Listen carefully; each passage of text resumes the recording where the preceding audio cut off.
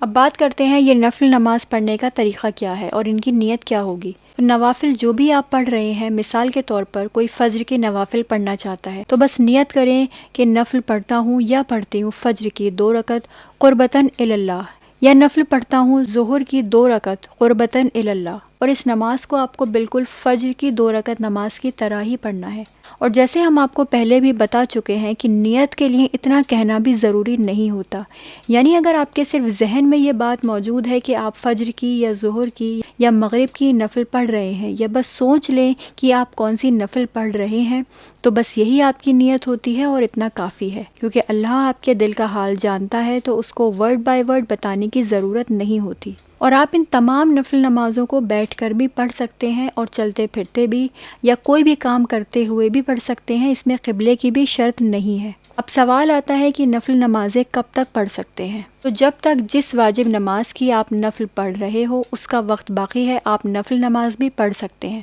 مثال کے طور پر فجر کا وقت سن رائز تک ہے تو آپ فجر کی نفل کو بھی سن رائز تک پڑھ سکتے ہیں۔ لیکن اگر کبھی ایسا ہو جائے کہ صرف اتنا ہی وقت ہو کہ آپ واجب نماز ہی پڑھ سکتے ہیں، مثال کے طور پر فجر قضا ہونے میں صرف 2 منٹ بچے ہیں اور 2 منٹ میں آپ صرف 2 رکعت فجر کی واجب نماز ہی پڑھ سکتے ہیں، تو آپ کے اوپر واجب ہے، یعنی ضروری ہے کہ آپ نوافل کو چھوڑ دیں اور صرف واجب 2 رکعت فجر نماز کو ہی انجام دیں، کیونکہ واجب نماز کو قضا کرنا حرام ہے، گناہ ہے۔ اور آپ کو بتا دیں کہ اگر کبھی ایسا ہو جائے کہ کسی واجب نماز کا وقت فضیلت بہت کم ہے تو آپ ایسا بھی کر سکتے ہیں کہ پہلے واجب نماز پڑھ لیں اور اس کی نوافل بعد میں پڑھ لیں۔ لیکن جیسے مغرب اور عشاء کی نوافل ہے جو کہ بعد میں پڑھنی ہوتی ہے، ان کو آپ واجب سے پہلے نہیں پڑھ سکتے، یعنی ان کو بعد میں ہی پڑھنا ہے۔